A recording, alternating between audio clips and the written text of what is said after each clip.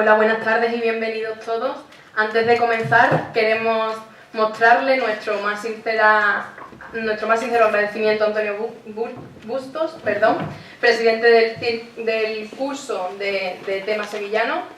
También agradecer al excelentísimo Ateneo de Sevilla y, como no, a mis compañeros de mesa, Ignacio Venegas, Álvaro Iglesias, Agustín López y Estrella Carreño, por compartir con nosotros hoy esta investigación que hemos realizado todos sobre el Santo Entierro Grande de 1992, el cual el presente año se cumple su 25º aniversario. Y, por supuesto, como no, al resto de componentes de este equipo de Nazarea Sevilla, que no solo lo conformamos los que ustedes ven aquí presentes, sino personas que están entre ustedes y que nos han querido acompañar en el día de hoy. Muchas gracias a todos. La charla va a estar organizada de forma que primero hagamos un recorrido por todo el cortejo y de este Santo Entierro Grande. Después vamos a pasar a realizar una comparativa entre el estado de las imágenes en este momento que procesionaron y el estado en el que se encuentran actualmente, de una forma más artística. Posteriormente pasaremos a repasar las distintas muestras que hubo en la capital por el 1992 y finalmente analizaremos el trato que se le dio a este acontecimiento grande en la prensa y lo compararemos con el que se le da hoy en día. Así que ahora vamos a desplazarnos todos al 1992 en Sevilla, un año en el que todo gira en torno a la Exposición Universal. Esta fue anunciada décadas antes por el rey Juan Carlos I y se iba a organizar por el 5º centenario del descubrimiento de América, de forma que anunció que en España se iba a organizar una gran exposición que sirviera además para establecer un diálogo entre los pueblos y un intercambio cultural, que era lo más importante. Sevilla había sido puerto y puerta de Indias durante los 2 mayores siglos de esplendor hispano y, por tanto, se decidió que se celebrase aquí esta gran exposición. Por lo que se eligió la isla de la Cartuja, porque estaba geoestratégicamente colocada entre 2 de los brazos del río Guadalquivir y además muy cerca del casco antiguo de la ciudad, por lo que era el perfecto lugar para hacer esta gran exposición. Desde 1987 Sevilla sabía que en sus calles iba a tener esta exposición, por lo que había que adecentar la ciudad y ponerla al nivel que el resto de países merecían. Entonces, estaba gobernada en este momento por Alejandro Rojas Marcos, del partido andalucista, que llevaba un año escasamente por este tiempo en el poder. Vale, pues como ven, las 2 primeras imágenes, vamos a hacer un repaso rápido así de los cambios que se hicieron en Sevilla. Las 2 primeras imágenes se corresponden a la Cartuja, es un antes y un después. Había sido destinada bueno, era un terreno baldío y después, como ven, se construyeron en ella centenares de pabellones, muy vanguardistas por cierto, un lago con espectáculos, unas estructuras a las sombras con microclimas, cosas que eran impensables para aquel momento. Debajo, si lo ven, en la esquina inferior, ven el antiguo tapón de Chapina, que había sido construido para evitar las arriadas e inundaciones de la ciudad. Fue derribado y volvió a ser, después de 43 años, el río Guadalquivir navegable. Ahí ven la imagen de una embarcación ya pasando por el río. Fueron construidos en total 9 puentes para este acontecimiento y otros desaparecieron, como fue el de la Calzá o el que se ubicaba por Alfonso XII. Aquí tienen un repaso a los cambios en los transportes.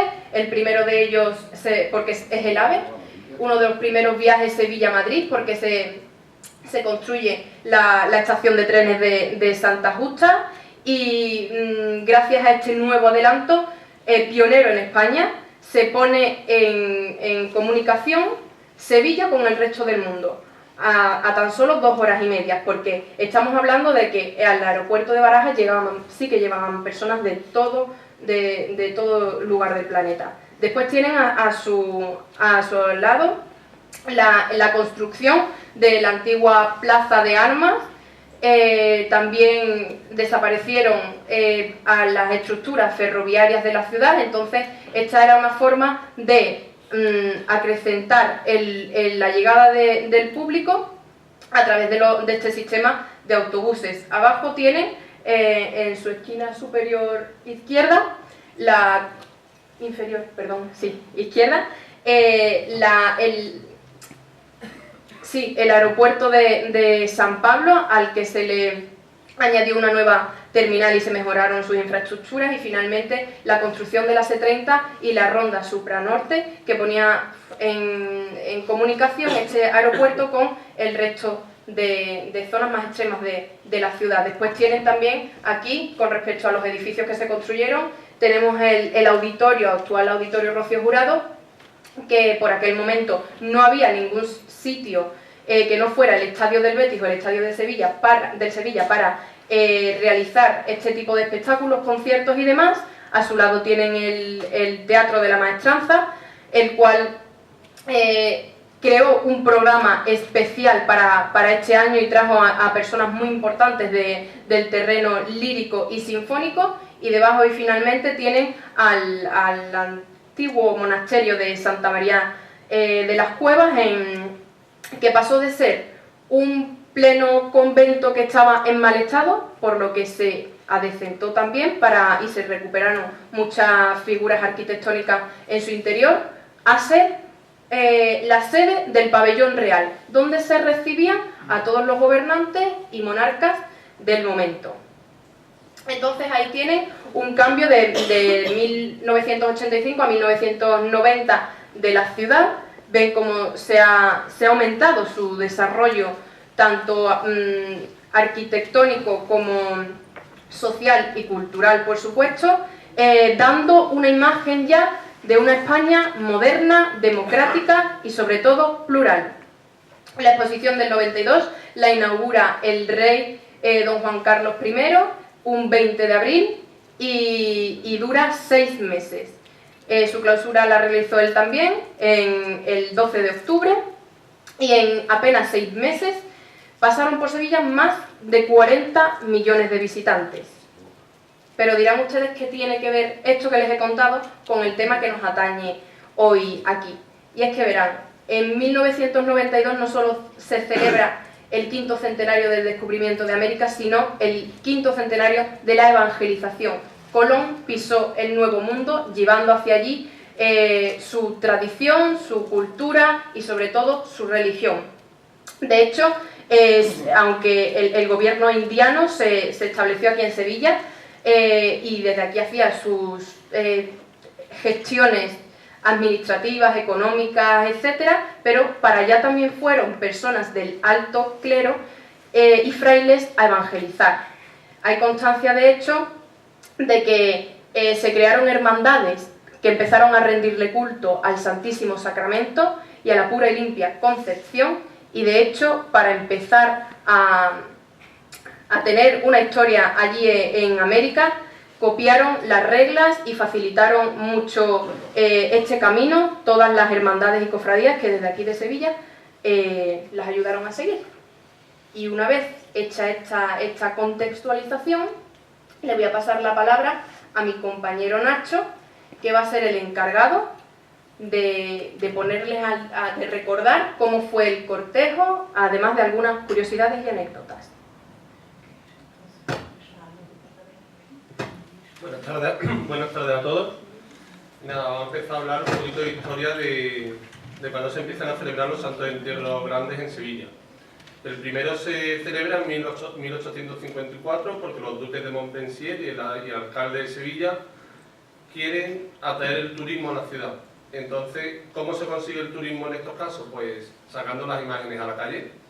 Y entonces ellos pretenden decir, vea, pues vamos a traer gente, que vengan visitantes, y vamos a hacer un santo entierro. Aquí en la diapositiva se ve uno de los detalles del primero, que es en la Plaza San Francisco, con el Ayuntamiento, se ve el lado frontal del arquillo, y la actual Avenida de la Constitución y Plaza de San Francisco. Es un cuadro que está en los Reales Alcázares, es de grandes dimensiones y es muy espectacular de verlo.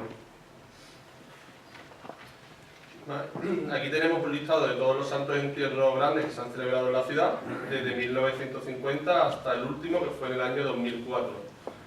Cada uno tiene sus peculiaridades y cosas. El primero, que sale de la Capilla de la Antigua y de los Siete Dolores, que es la actual sede de la Hermandad de Montserrat en la Plaza de la Magdalena. El de 1854 se celebra en la tarde-noche del Viernes Santo y sale de la calle Jesús del Gran Poder. Salen todo el cortejo desde allí, no como actualmente lo conocemos, que cada uno sale desde su capilla, sino todos desde un mismo sitio y se dirigen hacia la catedral, haciendo el recorrido inverso, entrando primero en la catedral y luego saliendo. Por aquel momento la carrera oficial era por la Plaza del Salvador. Luego en 1890 es el cortejo con menos pasos, ya que solamente intervienen 9, y así pues vamos avanzando en el tiempo hasta el de 1992, que es cuando conmemoramos 500 años del descubrimiento de la evangelización de América. Y luego el último, casi el de 2004, que es por los 400 años de las estaciones de penitencia a la Santa Iglesia Catedral del Cardenal Niño de Guevara. Las hermandades que más han procesionado en los Santos Entierros han sido Montesión, Amargura, Panaderos y la Quinta Angustia, que han procesionado entre 9 y 10 veces, de un total de 11. En el año 92, ¿vale?, es donde nos vamos a embarcar para hablar de este Santo Entierro, que es el año en que se celebra la Exposición Universal de Sevilla, y como ha dicho mi compañera Rocío, la evangelización de América. Son 500 años que los cristianos empiezan a evangelizar aquella parte del mundo que hasta ese momento era desconocida. Una de las curiosidades de ese año, del año 92, en la Semana Santa han sido bastante. Antes de entrar de lleno en el Santo Entierro, es el primer año que conocemos la carrera oficial como se conoce actualmente. Hasta ese año, la Avenida de la Constitución no era como hoy en día vallada con sus sillas, no. En ese momento había los conocidos silleros y no había vallas, y entonces la gente podía cruzar por el medio de la avenida sin ningún tipo de problema y nada, avanzaban por ahí. Ese año ya se empezó a regular, se ampliaron los palcos de la Plaza San Francisco hasta lo que es la sede del Banco de España y el antiguo Banco Santander y Confitería Filella. Luego se estrenaba el primer año que salía el paso de palio de la Virgen de la Aurora de la Hermandad de la Resurrección, como podéis ver en la imagen. Luego se estrenaba la película de Manuel Gutiérrez Aragón, Semana Santa, que se estrenó el jueves previo al Domingo de Ramos y estuvo 4 días en los cines de Sevilla y fue un éxito completamente. Muchos sevillanos hicieron muchísimas horas de cola para poder ver esta película, y luego cuando se difundió en VHS también tuvo bastante tirón. Y la música es una banda sonora que muy recomendable. Luego es el último año en que la joven en ese momento Hermandad del Cerro del Águila va por el barrio de San Bernardo, antes de tirar por lo que es el Prado de San Sebastián, pues antes discurría por lo que es la Alfalfa, la calle Águila, hasta llegar al barrio de San Bernardo. Y la Virgen de los Dolores, pues como era su último año que iban a atravesar por ahí, decidió llegar hasta la puerta de la iglesia de San Bernardo y llegar a entrar dentro del palio, dentro de la parroquia. El Cristo no se desvió de su recorrido, pero la Virgen sí tuvo ese detalle de entrar en el barrio. Luego, otra de las curiosidades fue el Martes Santo, cuando la Virgen de la Hermandad del Dulce Nombre, conocida como la Bofetá, pues al salir la corona de oro se tambaleaba y entonces decidieron quitársela y hizo su estación de penitencia sin corona. Luego era el primer año que la Hermandad de San Benito ya no pasaba por el famoso Puente de la Calzada. El primer año también de la reestructuración del Miércoles Santo, con la permuta de las hermandades de la Lanzada y los Panaderos, cuando anteriormente era la Lanzada la última hermandad y los Panaderos pasaban antes. Hoy eso sería un caos, ¿no?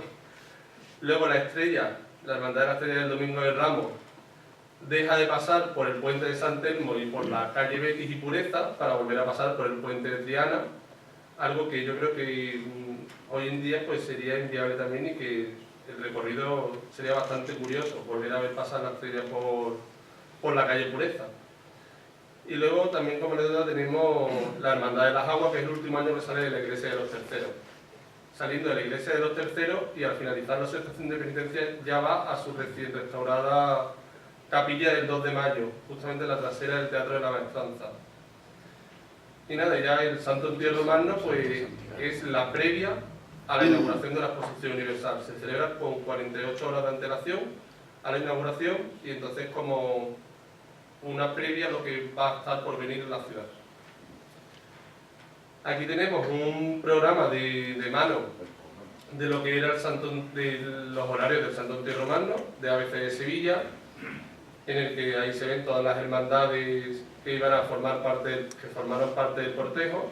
Si aquí no están incluidas ni lo que es la hermandad de la Trinidad, los Servitas y la hermandad de San Lorenzo, ni los pasos de titulares de la hermandad del Santo Entierro, como es el Triunfo de la Cruz, Cristo Yacente y el Paso del Duelo. Aquí solamente están los pasos invitados al cortejo. Vemos que el primer paso invitado al cortejo entra en campana a las 5:10 y el último a las 7:05 de la tarde, saliendo de la catedral a las 9 de la noche. Fue una jornada que estuvo muy detallada en horas, porque las hermandades de los Servicios de la Trinidad tuvieron que adelantar sus horas de salida, que aún así ya son hermandades que salen con bastante tiempo, como es la Trinidad. Ese día tuvo que salir antes de tiempo para ceder sitio y hora a las hermandades invitadas.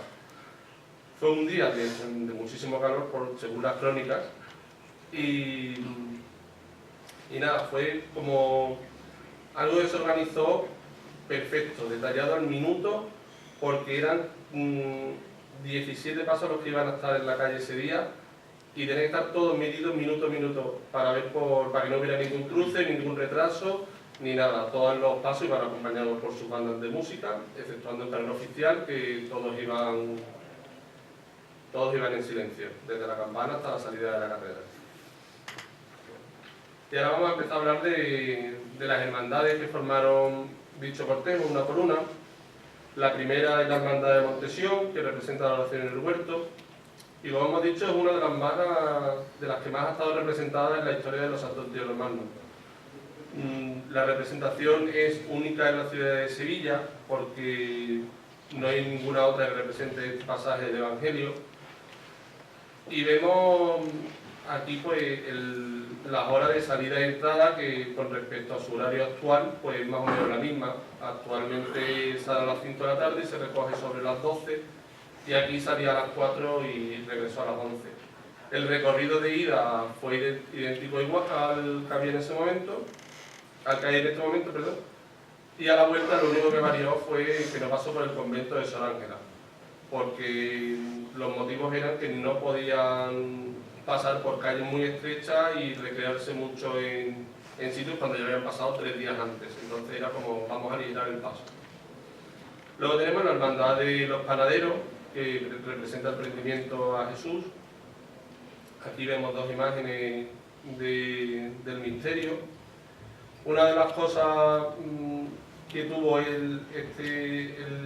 que los panaderos formen parte del Santo Entierro Grande es su hora de salida temprana, ya que estamos acostumbrados a que vemos la salida de los panaderos a las 9 de la noche, y en esta ocasión salieron a las 5:30 de la tarde. También es uno de los que más veces ha salido en el Santo Entierro, por lo mismo que Montesión. El itinerario que hace pues es prácticamente igual al que hace actualmente y en aquel momento, porque se encuentran muy cerca de la carrera oficial, y a la vuelta pues lo mismo, hacen el recorrido por la zona de la calle Alemana, la Plaza del Salvador y la calle Cura. Luego tenemos la Hermandad de la Amargura, que representa el desprecio de Herodes, y aquí lo mismo, también igual que los panaderos, pues vimos su salida temprana a las 5 de la tarde comparado con la actual. También ha formado 9 veces parte del cortejo del Santo Entierro Grande a lo largo de la historia. Y en el recorrido de ida pasan por la Plaza de San Martín, por la Iglesia de San Andrés, por Amor de Dios, y a la vuelta vuelven por la Plaza del Pan y Puente Pellón hasta la Encarnación, y ya salen a San Juan de la Palma, variando bastante lo que es un recorrido que suelen hacer. A continuación tenemos la Hermandad de la Cigarrera, que una de las hermanas que representa lo que es la flagelación a Cristo, que el Señor ha atado a la columna. El tema de horario en las cigarreras pues también era el mismo. Una de las cosas que sí eran los claveles rojos que llevaba este paso de misterio, que había salido el día anterior y había sido cambiado por completo. En menos de 24 horas se consiguió cambiar lo que es la imagen del paso. También ha participado bastantes veces en el Santo Entierro, un total de 7, y el itinerario que hace es el mismo, por el puente de San Telmo y por el barrio de la Arena. Luego tenemos la Hermandad del Valle, con sede en la Iglesia de la Anunciación y en la Coronación de Espinas, según el primer paso de la Hermandad del Valle, que procesiona el Jueves Santo. Y el recorrido que hizo aquel día, pues el de ida fue el mismo y a la vuelta varió y lo hizo por Puente y Pellón en vez de volver por lo que es la calle Tetuán, la calle Mula. La hora de salida también es una hora temprana con respecto para ellos, ya que ellos suelen salir una hora más tarde, entonces pues se agradece también que ocurran estas cosas para contemplar estos pasos de misterio con la luz del sol, y ese día parece ser que hubo bastante. Luego tenemos la Hermandad de San Benito, que es la presentación de Cristo al pueblo, con sede allí en el barrio de la Calzada, y el itinerario que hizo pues es el mismo. Fue su primera vez que participó en un Santo Entierro Magno, y luego en el 2004 también volvió a participar. Luego también tenemos la Hermandad de la Esperanza de Triana, que aquí tenemos la curiosidad por la Hermandad de San Roque, ya que por iconografía de cómo sería la Pasión de Cristo, iría primero la Hermandad de San Roque y después iría el Señor de las Tres Caídas de Triana, pero por temas de organización de tiempo y de estructuración de paso por calles, pues se intercambiaron las posiciones para facilitarlo todo. Entonces primero pasó el Señor de las Tres Caídas, el cual salió a las 5 menos cuarto de la tarde, cosa que no había pasado nunca, y era la primera vez que iba a salir con la luz del día. Aunque ha vuelto siempre en la madrugada, sí ha sido de día, pero lo que es su salida no. Había participado en el Santo Entierro 3 veces, y el itinerario que hizo esa vez fue igual tanto a la ida y a la vuelta. En vez de dar lo que es la vuelta por Triana, por San Jacinto, Pajes del Corro, Santa Ana, cuando llegó a Altozano giró hacia la izquierda por la calle Pureza para adelantar la entrada. Luego tenemos la Hermandad de las Penas de San Roque, que representa a Jesús con el Cirineo. Era la primera vez que participaba en el Santo Entierro Magno, y su itinerario de ida era idéntico al actual, y a la vuelta pues volvió en línea recta lo que es Alfalfa, Águila, San Esteban, Recadero, en vez de pasar por los callejones de allí de la calle Ávila, por la calle Caballeriza y eso. Luego tenemos lo que es la Hermandad de la Exaltación, conocida popularmente como Los Caballos. Ha participado 6 veces en los Santos Entierros Magnos. Esta hermandad, aparte de participar en el año en el 92 en el Santo Entierro, también participó en la exposición de la Magna Hispalensis que se celebró en los distintos templos de la ciudad, y por aquel entonces salía de Santa Catalina, del actual, que actualmente está noble, que esperemos que pronto pues puedan volver a su casa. Y luego ya tenemos la Hermandad del Museo, que presenta la aspiración de Cristo, ¿vale? Y la curiosidad de este también fue la salida temprana que tuvo, que fue a las 6:30, y luego el recorrido que hizo de vuelta fue así un recorrido que actualmente el año pasado se recuperó y se hizo por primera vez después de mucho tiempo, que es volver por lo que es la plaza de Morviedro, por la calle Zaragoza, la plaza del Museo, y por la calle, llegando a la plaza del Museo por la calle Bailén. El año pasado lo probaron por decisión de los hermanos y este año volverán a llevarlo a cabo. Esta hermandad decidió no llevar música en aquel Santo Entierro. Luego tenemos la Hermandad del Amor, que ha salido, lo que es el Cristo del Amor ha salido 2 veces en los Santos Entierros Magnos, y lo que es el Paso de la Borriquita, que pertenece a esta hermandad, también ha salido otras 4. Igual que en otros misterios como hemos hablado anteriormente, pues también tuvo una salida temprana. Y aquí la representación de este paso ya era lo de Cristo muerto, y también, igual que la Hermandad de la Exaltación, también participó en la exposición de pasos que hubo en los meses de verano en la iglesia del Salvador. Luego tenemos la Hermandad de la Carretería, que representa las 70 necesidades de Cristo, y el recorrido que hizo fue idéntico al actual. Ha participado 6 veces en los Santos Entierros Magnos. El tema de flores en este paso pues no varía mucho con respecto a lo que llevaba anteriormente. Y luego tenemos la Hermandad de la Quinta Angustia, que es otra de las que Grana ha participado bastantes veces en el cortejo del Santo Entierro Magno. Representa el descendimiento de la cruz de Cristo. Una de las singularidades que tiene este paso es, en ese momento, por aquel entonces, ahora ya no tanto, es que cuando andaba, el sonido que hacía la talla del Señor con la cruz. Y impresionaba bastante porque muchos pensábamos, se va a romper, pero de momento nunca ha pasado nada. Y por último tenemos la Hermandad del Baratillo, que también era su primera vez que procesionaba en un Santo Entierro Grande.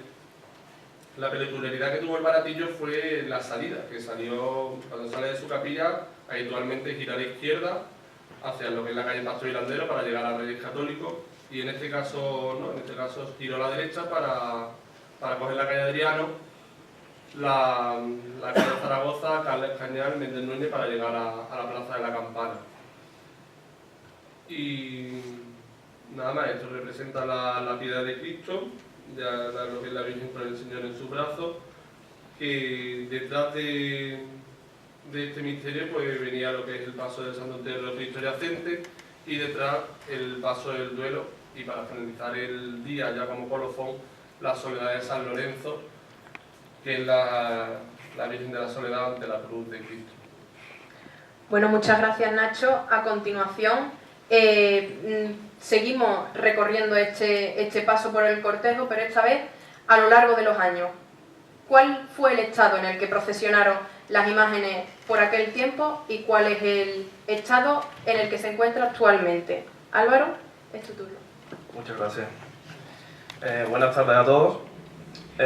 Lo que yo voy a intentar hacer es un recorrido por todas las cofradías que procesionaron el Santo Entierro Grande, pero a través de comparativas del estado en que se encontraban, tanto las imágenes como los pasos o el exorno floral, cómo se realizaban entonces y cómo tenemos el concepto actual, o por ejemplo, tema de simbología.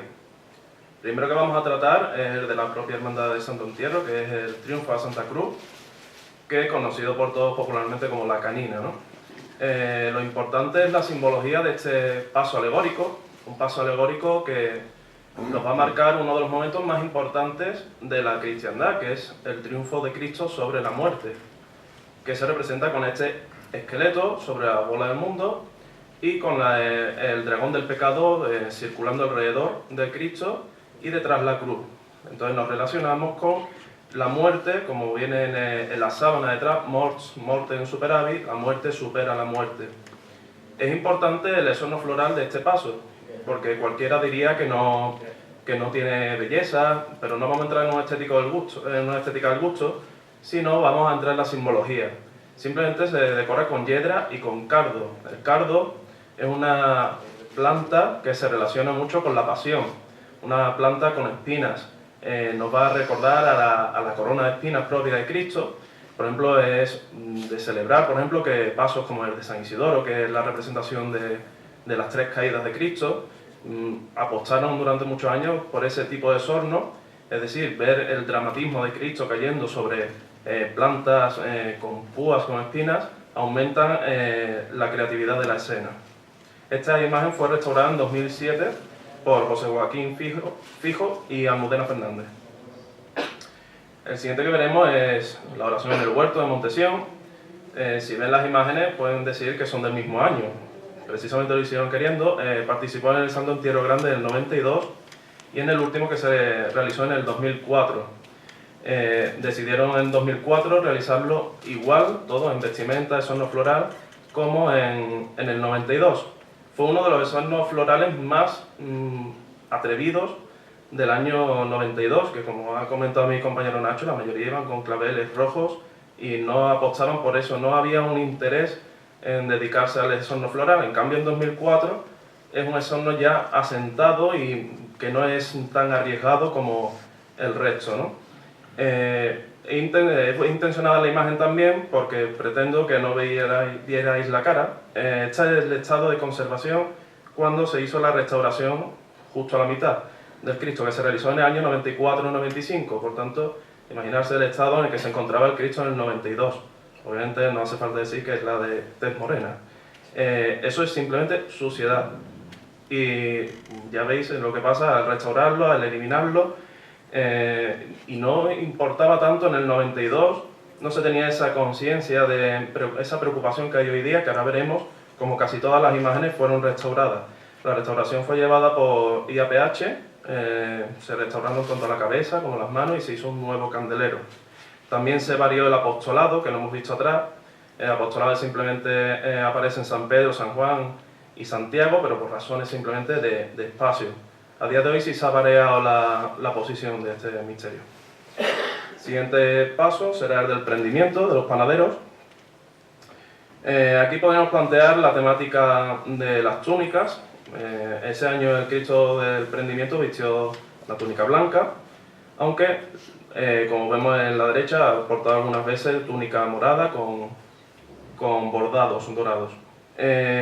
¿Cuál es el asunto? Como hemos dicho al principio, no vamos a entrar en el debate del gusto, que eso es algo subjetivo, sino vamos a entrar en la simbología, que está incluso apoyada por la Iglesia, documentada en concilios como el de Vaticano II, en que hay un lenguaje, hay un interés en que las imágenes, a través de las túnicas, volvemos a recordar lo de los cardos, las túnicas muchas veces llevan ese cardo incorporado en la túnica, y nos traslada a esa escena de la calle de la amargura o de...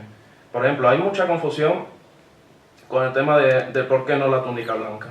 Bueno, la túnica blanca en la tradición hebraica lo que nos traslada es se señalaba a los locos vistiéndolos de blanco. Por tanto, no creo que sea muy correcto vestir a Cristo de loco, que al fin y al cabo es lo que estamos en la tradición hebraica. Sí es verdad que en el catolicismo sí se utiliza la túnica blanca en escenas gloriosas o, por ejemplo, en una escena que se confunde mucho como es la transfiguración de Cristo. La transfiguración de Cristo es una escena que ocurre en un monte, pero no ocurre en el monte de Getsemaní, como es el monte de los Olivos que hemos visto anteriormente en la oración del huerto, sino es una escena muy anterior en la que Cristo se traslada a orar a un monte simplemente con San Pedro, San Juan y Santiago, los mismos que aparecían en el otro paso. El problema es que en el otro paso no aparece más gente por simple espacio, no es que sean los de la transfiguración. Entonces, en esta escena, Cristo se retira a orar con estos tres apóstoles y hay un rompimiento de gloria, aparece Cristo de blanco y aparecen a sus lados las figuras de Moisés y Elías, como podemos ver en la imagen. Esta pintura es de Botticelli. Y los apóstoles quedan muy asustados, se escucha la voz de Dios que dice: este es mi hijo, escuchadle. Desaparece el rompimiento de gloria y Cristo aparece ya normal, no aparece... Esto queda reflejado, curiosamente no aparece en el de Juan, que fue el que estuvo en la escena, aparece en los evangelios de Lucas, Mateo y Marcos. Otro de los problemas, ¿podemos volver al anterior? Otro de los problemas es que estamos desvirtuando un misterio que realiza Castillo Lastrucci. Castillo Lastrucci tiene un interés y es que al Cristo no se le vea. En esa escena nocturna, en medio de los olivos, lo más seguro coloca una antorcha, la antorcha la coloca para que se vea, pero se vea a través de la antorcha, no que todo esté iluminado. Entonces, un argumento también de lo de la túnica blanca es para que se vea el Cristo. La escena no necesita eso, no es lo que busca. Y así seguimos después, tenemos el misterio del desprecio de Herodes, de la amargura, que en este caso sí es correcta la túnica blanca. ¿Por qué? Herodes, cuando le mandan a Cristo. Su interés es saber si es verdaderamente el Hijo de Dios. Él quiere vincularse a ese poder místico que le han hablado, el que le llevó a la locura a su padre. Y Cristo no le habla.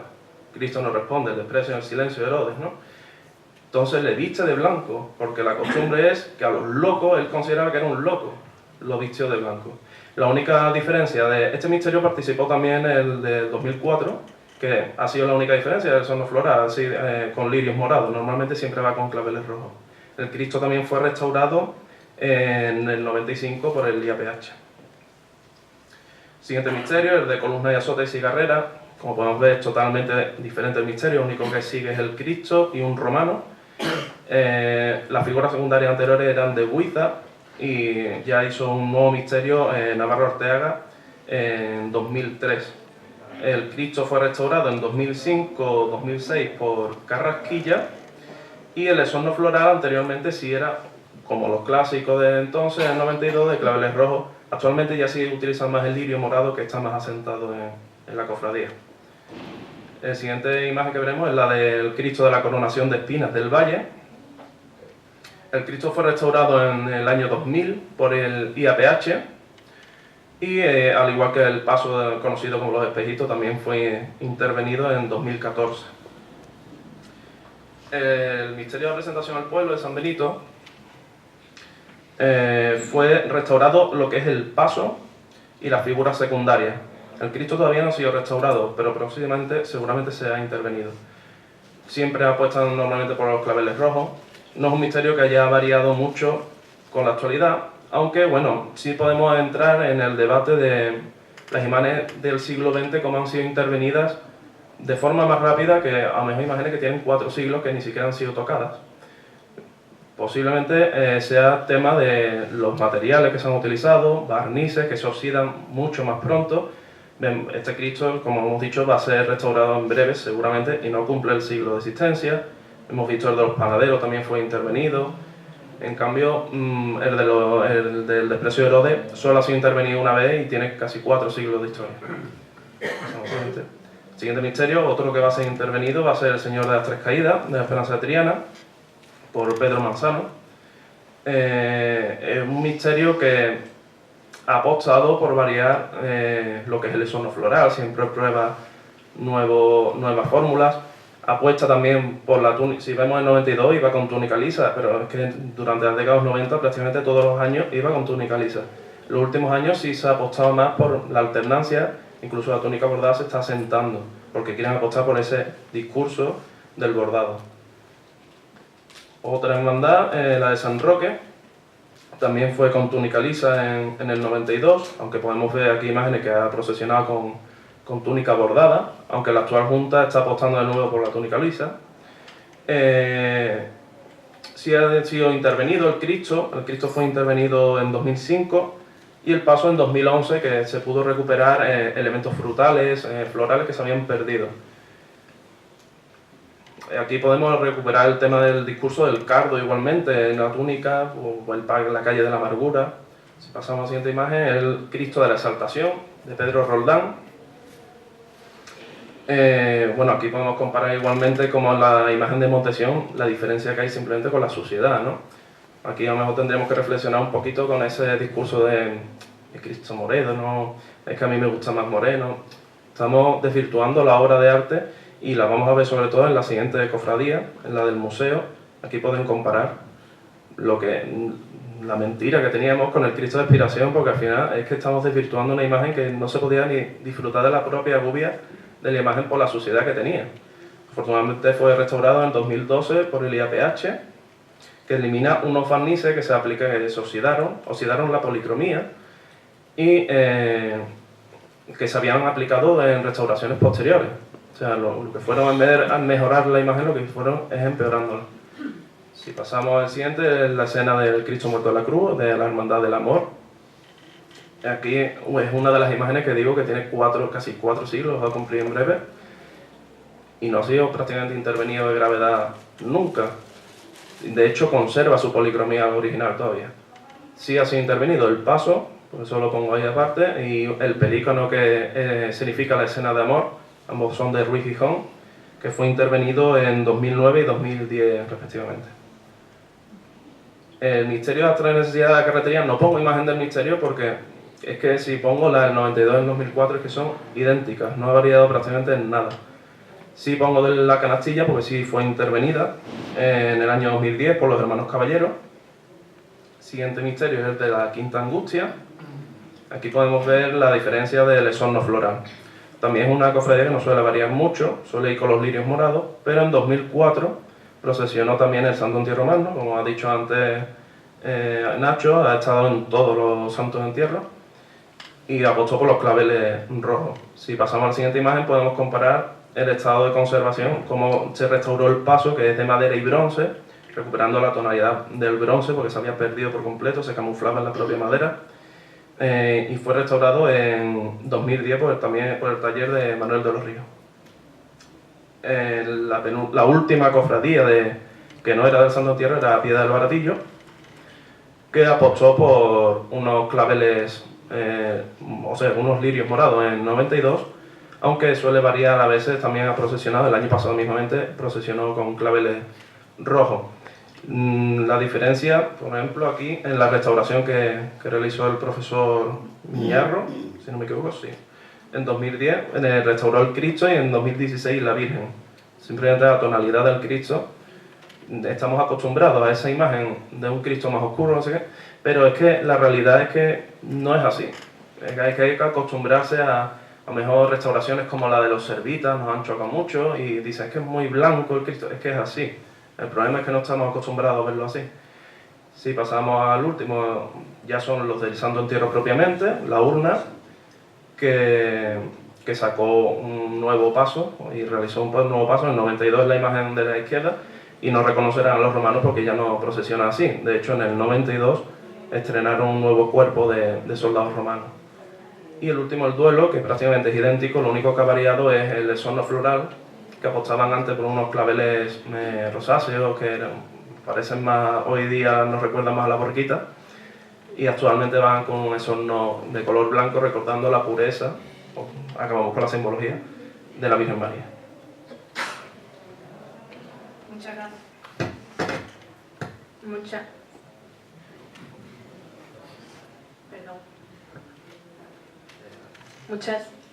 Muchas gracias, Álvaro. Ahora pasamos a mi compañero Agustín, quien les va a hacer recordar aquella Magna Hispalensis o la exposición de los esplendores, dos de las distintas muestras que hubo en este 1992 en Sevilla. Bueno, pues hasta ahora hemos estado viendo el gran evento cofrade que hubo en esa época, que fue el Santo Entierro Grande, pero no solo se quedó ahí los actos extraordinarios, también hubo dos exposiciones, sobre todo, había más, pero especialmente dos, la de los esplendores de Sevilla y la de la Magna Hispalensis. Para ir por parte vamos a hablar primero de los esplendores de Sevilla, que a su vez estaba dividida en tres sedes. Una en la Iglesia del Salvador, otra en la Iglesia de la Paz de San Juan de Dios, también en la Plaza del Salvador, y la tercera en la antigua Real Audiencia, que en el 92 pertenecía a la Casa San Fernando, en la Plaza San Francisco. La exposición de la Pasión, que era la de la Iglesia del Salvador, el mayor atractivo que tenía era el de poder contemplar 6 pasos de Semana Santa completamente montados. Dos de ellos pertenecían a hermandades que residen en esa sede, como son el Cristo de Pasión y el Cristo del Amor, y otros 4 tenían que hacer su traslado. Para el traslado se eligió el domingo 21 de junio, para que los 4 pasos se trasladaran. Con tan mala suerte que, a pesar de ser pleno verano y está ya incluso fuera de los límites del 40 de mayo, llovió mucho ese 21 de junio, especialmente por la mañana, que era cuando tenían que hacer los traslados. Solo lo hizo esa mañana la Exaltación, que le llovió levemente en la alfalfa, y después por la tarde lo hizo San Benito, el paso de la presentación al pueblo de San Benito, ya con el tiempo algo mejor. Los dos palios, el del Dulce Nombre y el de la Sierrera, el de la Virgen de la Victoria, lo hicieron el martes 23. En principio se pensó hacerlo al fin de semana siguiente, cosa algo extraña porque la exposición comenzaba el jueves, o sea, hubieran llegado ya con la exposición hecha. Entonces le hicieron el 23, para sorpresa del público allí presente estaba previsto que no fueran con banda de música, pero al abrir las puertas el público se dio cuenta de que sí que iban con banda. La Oliva de Sartera acompañaba al Dulce Nombre y a la Virgen de la Victoria la acompañaba la banda de Olivares. La exposición de la Pasión también tenía que haber estado la Virgen de la Amargura, estaba previsto, de hecho lo aprobaron en Cabildo sus hermanos. Pero 2 semanas antes hubo un cambio de disposición que le habían dicho que iba a estar palio, los hermanos entendieron que no podían seguir dándole culto con esa nueva disposición, hicieron otro cabildo y decidieron que no iban. Eso más o menos 2 semanas antes de la exposición. La de los tesoros, la exposición de los tesoros, que era la que estaba en la Casa San Fernando, esa ha sido seguramente la muestra más grande de arte cofrade que se ha hecho en Sevilla y no sé hasta qué punto puede hacerse algo igual en el futuro o cuánto se podrá hacer. Podríamos ver carretas de Rocío de Triana y de Sevilla completamente montadas, la Macarena también, pero en parte nada más. Y después orfebrería y bordados de todas las hermandades, muchísimas coronas, puñales, potencia, insignia, las custodias del Salvador, de la Magdalena y de Triana, también estaban allí puestas en el patio. La exposición de la Gloria, que era la de la Iglesia de la Paz en San Juan de Dios, tenía la Virgen de los Reyes Los Sastres, Nuestra Señora del Amparo, Madre de Dios del Rosario, Divina Enfermera, Divina Pastora del Alma, Nuestra Señora de la Luz, Virgen de la Alegría, Virgen de la Salud y Reina de todos los santos. Estaba previsto que también fuera la Virgen de las Nieves, pero hubo algún problema con el párroco de San Nicolás y al final no permitió que fuera a la exposición y no pudo ir, fue una más la otra 9. El templo estaba adornado con reposteros de la Real Maestranza de Caballería, porque era quien patrocinaba esa exposición concreta. El 25 de julio del 1992 es una fecha que los cofrades tendremos que tener marcada con letras de oro, porque en pleno verano se vivió un acontecimiento importante, como fue la vuelta de 9 imágenes de Gloria en andas y de los 4 pasos que habían estado en la Pasión, en la procesión de la Pasión. Como nota curiosa, la Virgen de la Alegría no volvió a San Bartolomé, volvió al monasterio de las Salesas Reales, porque San Bartolomé estaba en obra. La Virgen de la Luz volvió a la capilla de la Casa Pilato, porque igualmente San Esteban estaba en obra. Y la Virgen de la Divina Pastora del Alma debería haber vuelto a su nueva capilla, de la capilla de los viejos que iba a estrenar, pero no dio tiempo y entonces tuvo que volver de momento a San Martín. Ya después sí entró en su sede actual, ¿no? En la capilla de los viejos. El misterio de San Benito fue acompañado por la recién creada agrupación musical de la Encarnación, que también había acompañado en el Santo Entierro ya. En ese año lo acompañó 2 veces. ¿Vale? Ahora, en la Magna Hispalensis, esta exposición sí estaba directamente vinculada con la Expo 92, porque la catedral era una de las sedes del disperso pabellón de Sevilla. Fue entre el 5 de mayo y el 31 de octubre. No coincidió exactamente la fecha de la Expo 92, porque, como ha dicho antes mi compañero Nacho, la Expo empezó 48 horas después de la Semana Santa, por lo que no había tiempo material de organizar la muestra, tanta transformación. Supuso un hito de modernización de la catedral. Como 2 detalles que podemos dejar: las luces, que se puso una iluminación artística, y la tienda de souvenir y de recuerdo, que hasta ese momento, a pesar de ser uno de los monumentos más visitados de Sevilla, hasta ese momento lo que era un carrito a los pies de la Giralda, es lo que había, y ya se puso la tienda más profesional y más adecuada a esos tiempos. Podíamos ver obras como la Taura Foncille, la Custodia de Juan de Arfe, la Virgen de las Batallas y también una colección de obras pictóricas impresionante, con Zurbarán, Goya, Alonso Cano, Pacheco, Gardel Leal. Y en esta exposición también teníamos 2 pasos montados: uno es del Santísimo Cristo de la Misericordia, que estaba en la puerta de San Miguel, detrás de la puerta de San Miguel, y el del Palio de María Santísima de la Candelaria, que estaba situado detrás del baptisterio. quedan algunas cosas, algunas reminiscencias hoy en día que podemos ver. Por ejemplo, el Cristo de la Clemencia, que estuvo en el pabellón de la sede, en la Cartuja. Hasta esa época había estado la sacristía de los cálices, pero durante la expo se colocó allí el cuadro de Santa Justa y Rufina de Goya. A la huerta de la expo, el Cristo de la Clemencia fue ubicado en la capilla de San Andrés, y eso más o menos es el resumen de la descripción. Vale, pues ya para finalizar, muchas gracias Agustín, pasamos al último punto que vamos a tocar y vamos a hacer un curioso análisis de cómo era la prensa y cómo trató la prensa este evento del Santo Entierro Magno en aquel tiempo y cómo es hoy día. Bueno, buenas tardes a todos. Hablar de la prensa en 1992, evidentemente, es hablar de la prensa de papel. No podemos hablar de una prensa digitalizada, que es la que conocemos actualmente. Si ustedes recuerdan, el Santo Entierro Grande, evidentemente lo cubrió la prensa sevillana, Correo de Andalucía, Diario 16, en fin, los distintos periódicos que había en Sevilla sí se hicieron eco de ese Santo Entierro Grande. Pero sobre todo lo hizo especialmente ABC, que aparte dedicó una especie de diario de la Expo 92, y además dedicaba semanalmente o incluso casi diariamente, sacaba alguna noticia del Santo Entierro Magno que se iba a celebrar. Y si ustedes recuerdan, además de en papel, también se emitió por televisión para el mundo. Televisión Española, a través de su segundo canal, de la 2, y locutado por José Luis Garrido Bustamante, que ustedes conocen, que ha sido pregonero de la Semana Santa de Sevilla y es un gran cofrade. Locutó esta retransmisión que tenía 2 puntos, en la Plaza de San Francisco y otro punto en la entrada de Catedral.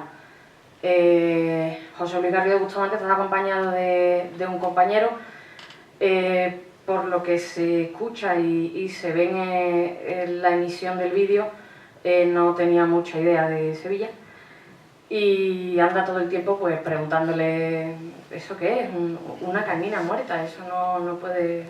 Y realmente son 3 horas de retransmisión, pero para el año 92, que Sevilla abre la puerta a una era totalmente diferente, también avanzamos en la prensa, abrimos al mundo la Semana Santa de Sevilla y exponemos la Semana Santa de Sevilla también para que el mundo la vea.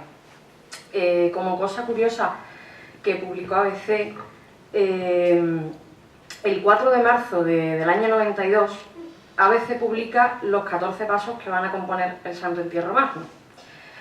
Y además publica que van a tardar casi 2 horas y media en pasar, aproximadamente por carrera oficial, evidentemente excluyendo a la Soledad de San Lorenzo, que no participaba. Era el colofón, como ha dicho mi compañero Nacho, pero no participaba.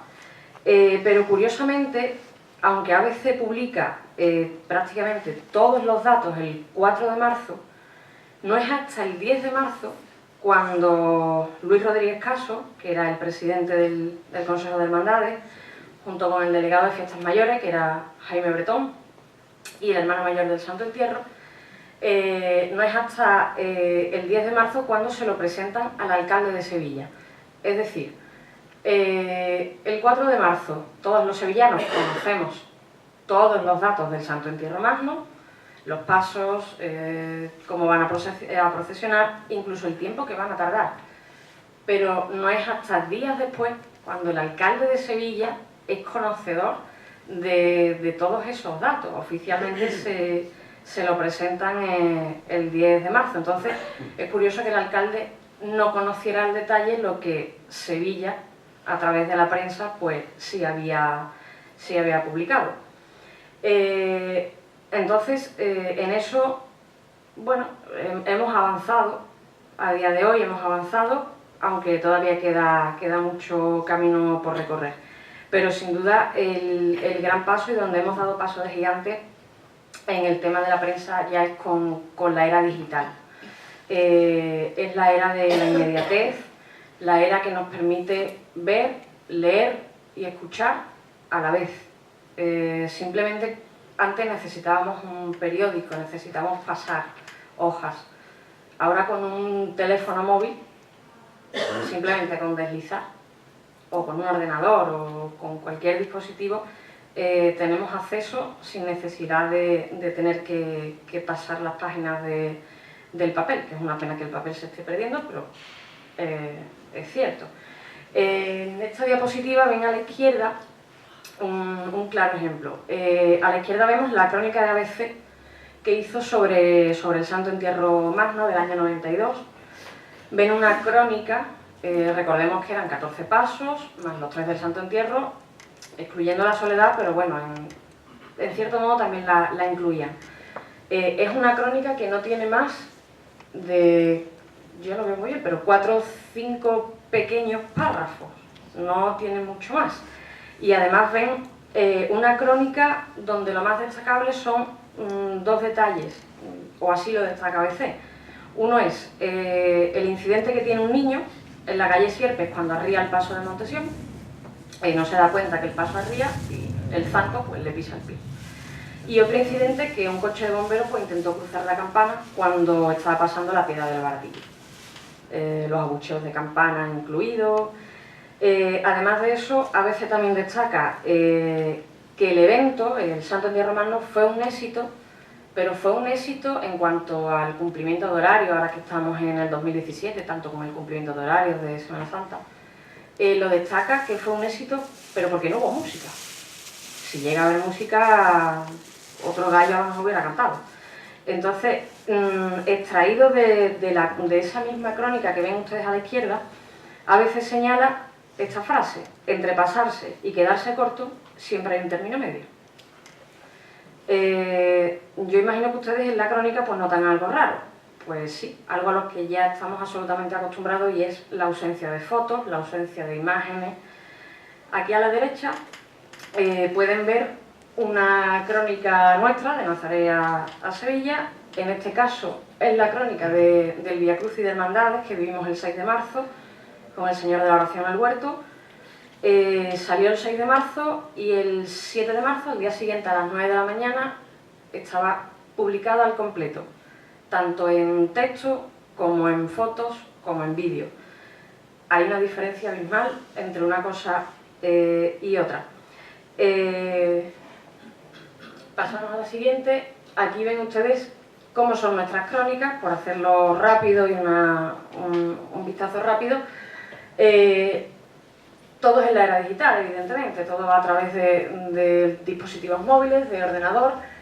Aquí tenemos capturas de pantallas de nuestra propia página web, donde pueden apreciar el texto, las fotos, los vídeos, todo ya, como decimos muchas veces nosotros en las crónicas, a golpe de clic.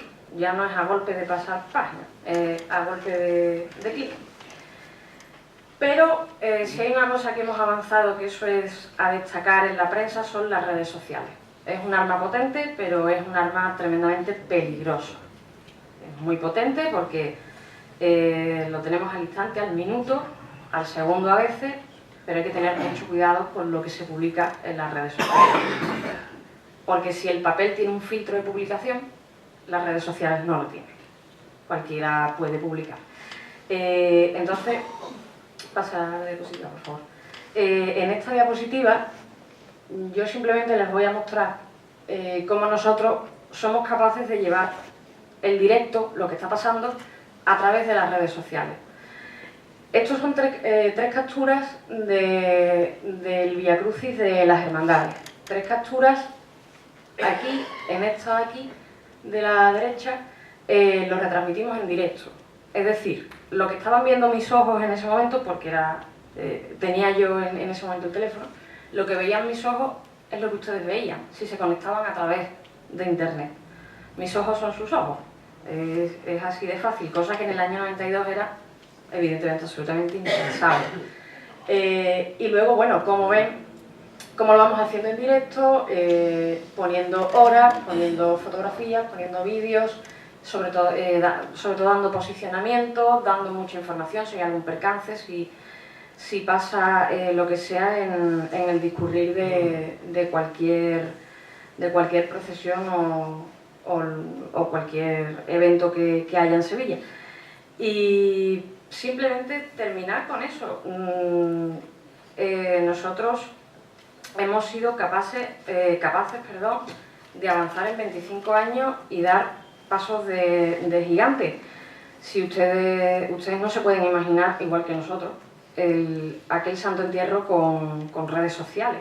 Aquello hubiera sido... Bueno, si ya llegó al mundo a través de la 2, pues imagínense a través de las redes sociales. O por ejemplo la lluvia, como ha comentado mi compañero Agustín, hubo gente que no supo que esos pasos para las exposiciones no se trasladaron por lluvia, no se podía saber, era muy difícil. Si eso hubiera existido en las redes sociales en ese momento, probablemente antes que el capataz nos hubiéramos enterado los que tenemos las redes sociales. Es así. Antes, pues, nuestra memoria guardaba la galería de imágenes y ahora, pues, la guardan nuestros terminales móviles. Bueno, pues nos hemos quedado sin tiempo para más. Muchas gracias, Estrella. También muchas gracias al resto de compañeros de mesa, junto a quienes hemos podido recordar y viajar todos hoy a este Santo Entierro Grande de 1992. Como les decía, nos hemos quedado sin tiempo, pero estas son las redes sociales por las que nos pueden encontrar. Y también, claro, que estaríamos dispuestos a repetir esta experiencia siempre que esta institución nos vuelva a invitar. Así que muchas gracias también a ustedes y esperamos vernos pronto.